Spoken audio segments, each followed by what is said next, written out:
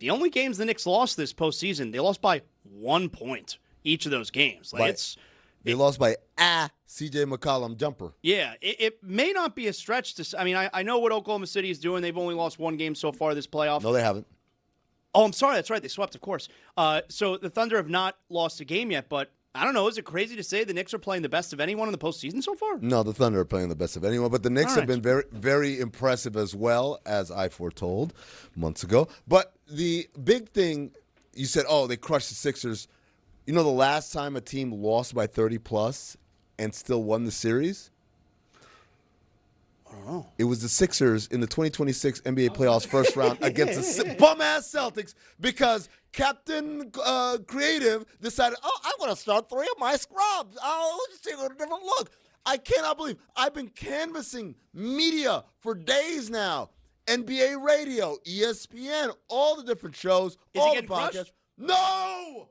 They're talking about, Jaylen Brown, does he complain too much? They're making this, is Jason Tatum getting hurt? Right, Jaylen Brown really bailed out Missoula. Absolutely. Missoula should be getting crushed every single day. So You're I'm right. going to make it. There's 2 things about me, Zaz, that I will not let go. Number 1 is George Sedano's ridiculous commercial that we showed yesterday, and I hope we show again today. Him in a bathrobe. That was wild. And number 2 is that Joe Mazzulla ruined the Celtics season by trying to be some smart guy instead of just doing the obvious.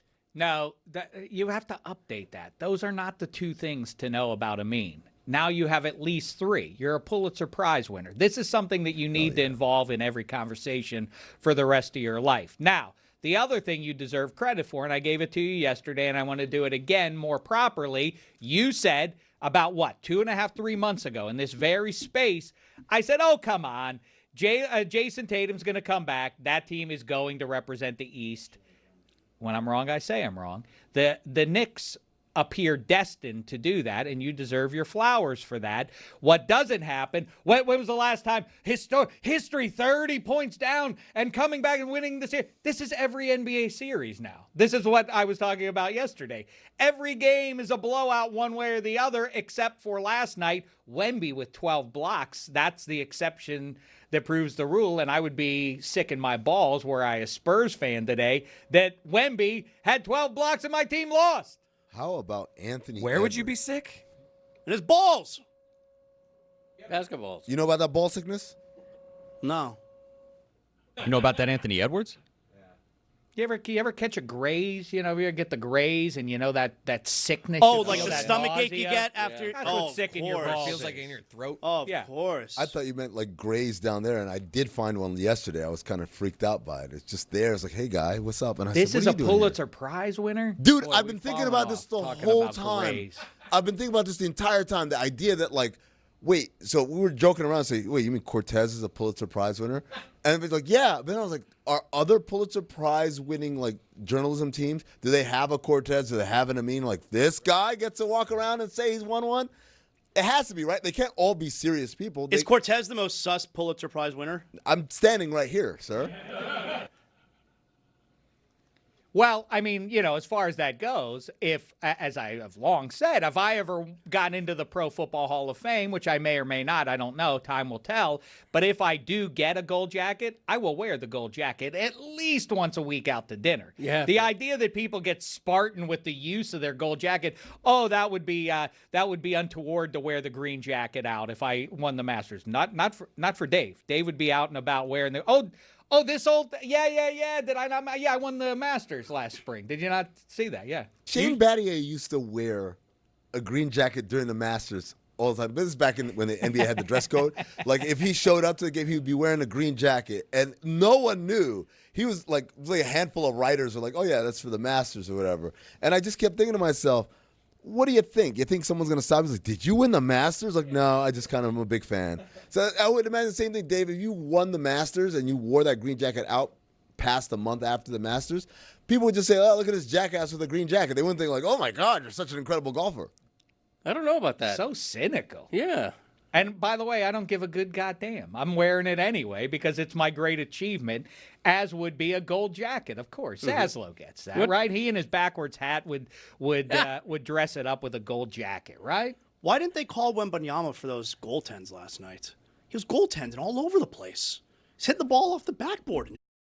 It's a block. It's on the way up. He's Wemby. That's not a rule in the NBA, that's only college. It's on the way up. That's an NBA rule. Even off the backboard? That's an NBA rule? It only has to, if it touches the backboard first, Yes. then it's a goaltend. Okay, so what are we talking about? Well, he pinned it. And now there were a couple that were clean off the backboard that he goaltended. Why did they call it? It's fun. It's fun to let him do this. That's really what's happening. Just let him do what he wants. 7-8, man. I mean, it's amazing. Let it go. It's amazing. 12 blocks, NBA playoff record, triple-double. Nobody else doing it with blocks. But, and Chris Finch was frustrated after the game, too. He's like, a couple goaltends would like those points, but it's what it is. Do you guys like the not calling a timeout down the stretch, just letting them play? It depends. The way, I certainly wouldn't want to do that after the ball goes through the net. After the ball goes through the net, I want a timeout. But they got to stop, so you get to try and sprint up the court. I'm okay with them not calling it last night. I don't know, man. Look, I think people say, he's a good coach, he's a bad coach.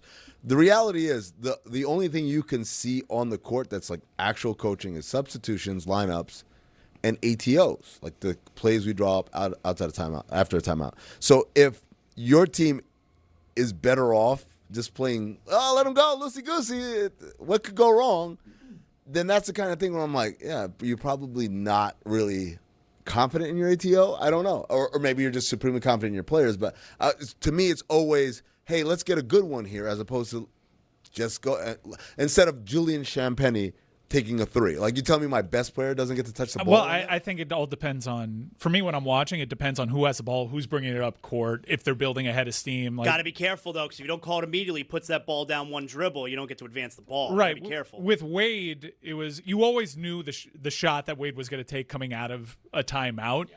So it all kind of depended on whether or not he was building up ahead of steam. And most of the time, I just wanted him to go because I just hated the shot that Spo would call out of a timeout. I mean, the Heat's general philosophy is to go and not call the timeout in that spot. I definitely, to answer Amin's question, I say go. Don't call the timeout. The pressure is on the defense to adjust. They're the ones on their heels. Yeah. You're the one with the ball. Edwards came off the bench, man. I love watching Anthony Edwards. Anthony Edwards, last night was a really cool reminder of all the things that I think, all the really good things that he represents with the NBA, where I don't think there are very many star players that are just willing to come off the bench in a playoff game. And Anthony Edwards came off the bench last night. Who cares? And even post-game last night, he was instead of taking credit, what have you, he was bemoaning the turnover he had late in the game and that he didn't play well the last couple of minutes. Anthony Edwards plays, man, and no one expected him to play last night. This is an injury that was supposed to keep him out for a little bit. That dude plays. You think he's one of the guys in the league that you look at, wish there were more guys like that. And he, by the way, he clearly was not 100%. Mm-hmm. He went out there less than what his normal self is. He's awesome. But he found a way to make an impact. And they had to, part of it was, it's not just a pride thing. The Timberwolves, obviously, DiVincenzo's gone for a long time. But then Ayo Dosunmu has been hurt too. Remember, he didn't play after he had that huge Game 5 game. Game 6, he didn't play. They finished off the Nuggets without him, without really any backcourt presence out there other than Terrence Shannon Jr. or whatever. So it's almost like a necessity, hey, we really need you out there. And so he went out there, and he was a difference maker for sure. Guys, I pride myself on being emotionally mature enough to admit when I'm wrong. This one hurts. I don't want to have to admit I was wrong about Rudy Gobert. No. He's been unbelievable. Did you see that box score from Wemby? He is being bothered. And it's Jokic, Wembanyama. This is nuts. Yep. It's why they traded for him. When they made that trade with all those picks, it was originally for Jokic, now it's for Wemby. And it puts them in a position where they can defend these transcendent offensive players and gives Anthony Edwards an opportunity to be that guy. I have a theory that if Victor Wembanyama was literally any other nationality, he would have bust Gobert's ass. But because he's French, Rudy is big brother, right? He's played together. That's the guy. This is OG and stuff. And so there's a little element. And also Rudy is a big guy who's very long. If you're Victor Wembanyama and you're at practice, I need to go against someone who can give me a challenge, it'd be Rudy, right? So it's maybe Rudy has been stunning him this whole time. Rudy, who we don't think of as a guy who can play mind games. This is the one opportunity he has in his life. There's no other player in the league. He could be I own you. He's right. I remember that time in practice where he bust my ass and he dunked on me. Oh, how can I ever do it? It's like Alonzo and Patrick Ewing, right? If Alonzo Mourning went to any other college than Georgetown, he would have bust Patrick Ewing's ass. But because it's Big Brother, he's like, I can't disrespect. I must bend the knee.